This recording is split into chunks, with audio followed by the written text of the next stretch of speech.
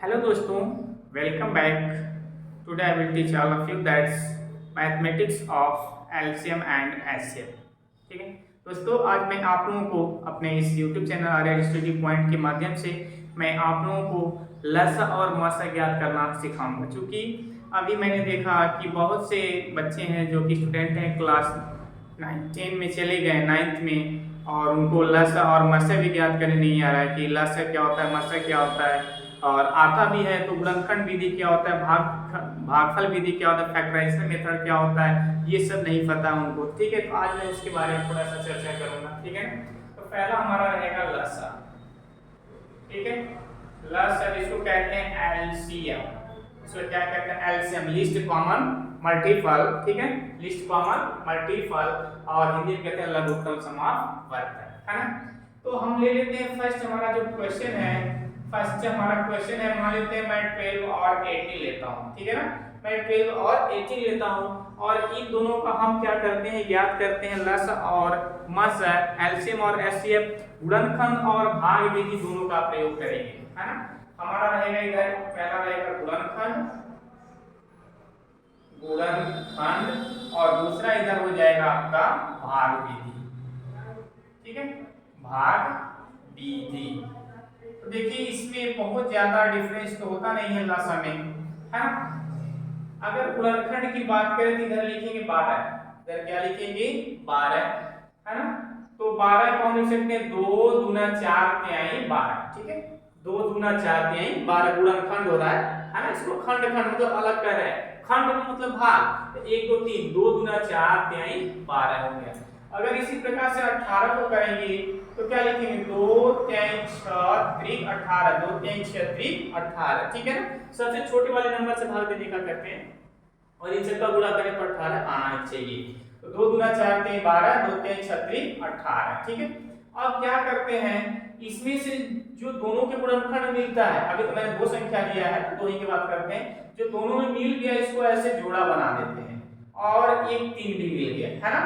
तो यहां से लिखेंगे बेटा लस, ठीक है, या एलसीएम बराबर, इसका क्या हो जाएगा, देखिए जो मिला है 2 और यहां से क्या मिला है 3, जिसका जोड़ा बन गया है इसको तो हमने क्या लिख लिया है, दोनों में से एक लिखेंगे, इसमें से भी एक लिखेंगे। लेकिन जिसका जोड़ा नहीं बन रहा है उसको भी इसमें क्या करेंगे, गुणा कर लेंगे।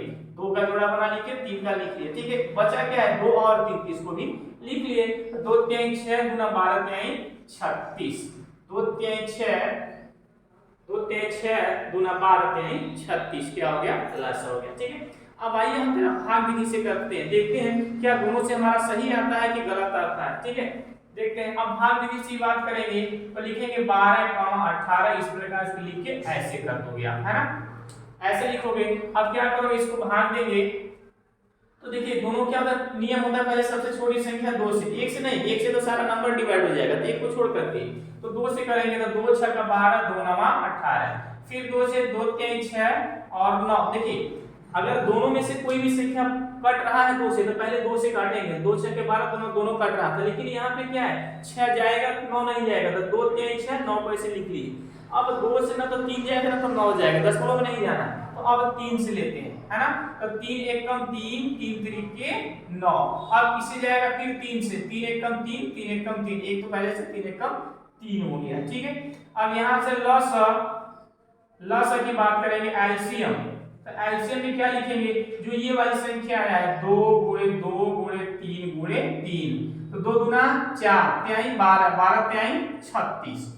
ठीक है, तो ये था आपका भाग विधि, और ये क्या है गुणनखंड विधि। दोनों का जो लॉस है इसका भी 36 है, इसका भी 36 है, ये कभी परिवर्तित बदलेगा नहीं, चाहे आप गुणनखंड से करिए चाहे भाग विधि से करिए। ठीक है ना, अक्सर आप इसी का प्रयोग करते हैं, अगर आपसे एग्जाम में कह दिया गुणनखंड से करिए तो इसका प्रयोग करिएगा, भाग विधि कहेगा तो इसका प्रयोग करेंगे। ठीक है, अब इसी में हम बात करते हैं मौसा की, इसी प्रश्न का हम बात करते हैं मौसा की, है ना, महत्तम समापवर्तक। ठीक है, इसको कहते हैं एचसीएफ, हाईएस्ट कॉमन फैक्टर।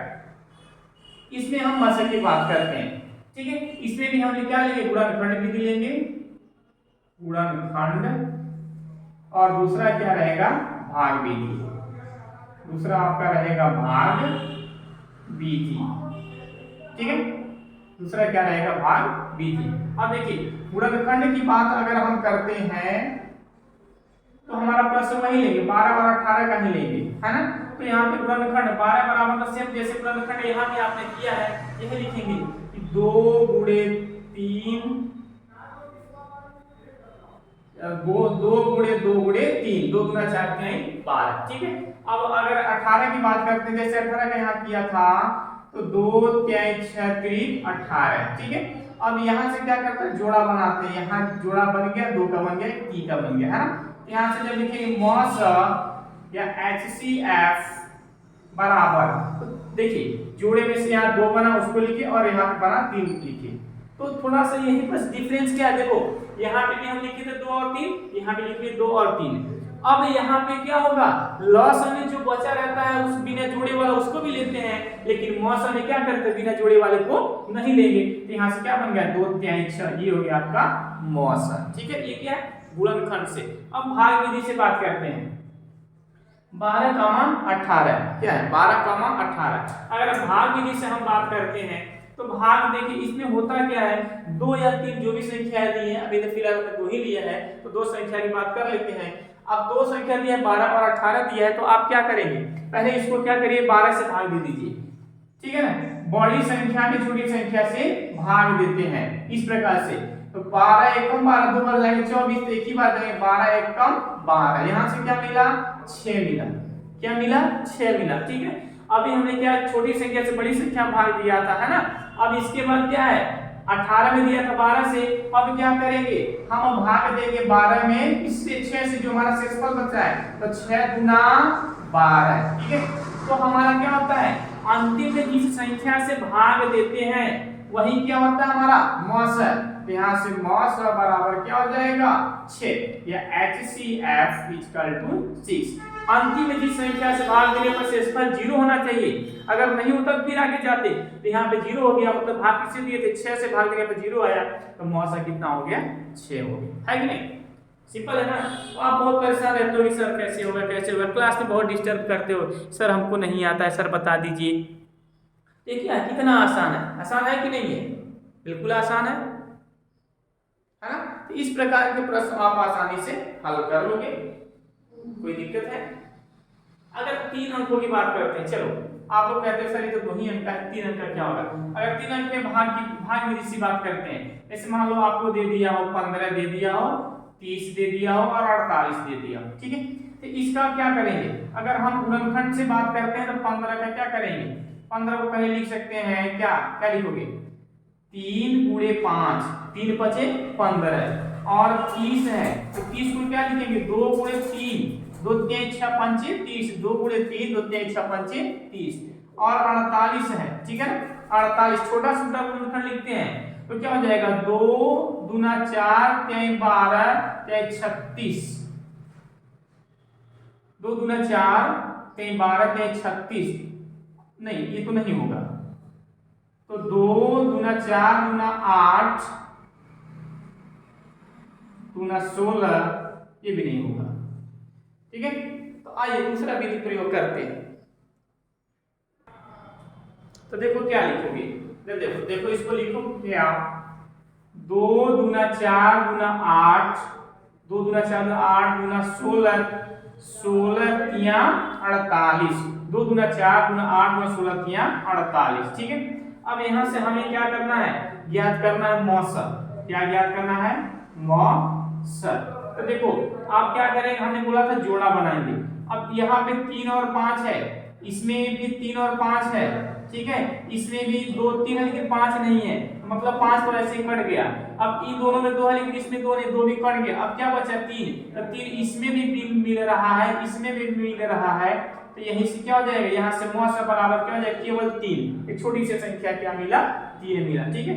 अगर यहीं पे भाग विधि की बात करते हैं भाग विधि से करोगे तो 15, 30, 48, तो हमने बोला तो पहले क्या करोगे 15 से बड़ी संख्या भाग दोगे, तो 15 से भाग दोगे जब आप इसको 48 में 15 से आप भाग देंगे इसमें 48 में तो कितनी बार जाओगे 15 दूना 30 2 बार जाओगे, यहाँ से 8 मिलेगा, यहाँ पे क्या मिलेगा 3 बार जाओ 15 तिया 45 15 तिया क्या हो जाएगा 45, 3 बार गए तो यहाँ से क्या मिला हमें, यहाँ से मिलेगा 3 और ये कैंसिल। ठीक है, अब क्या करोगे आप 3 से भाग दोगे 30 को, तो 3 धामा 30 कट गया, शेषफल क्या हो गया 0। अंतिम किससे भाग गया हुआ है 3 से, तो मौसा बराबर कितना हो जाएगा एस के बराबर 3। अंतिम किससे भाग गया 3 से, तो मौसा क्या हो जाएगा 3। तो इसी प्रकार से यहाँ भी देखो मौसा क्या है 3 है। चाहे भागफल से करो चाहे गुणनफल से करो कोई दिक्कत नहीं, आंसर सबसे सेम आएगा। ओके।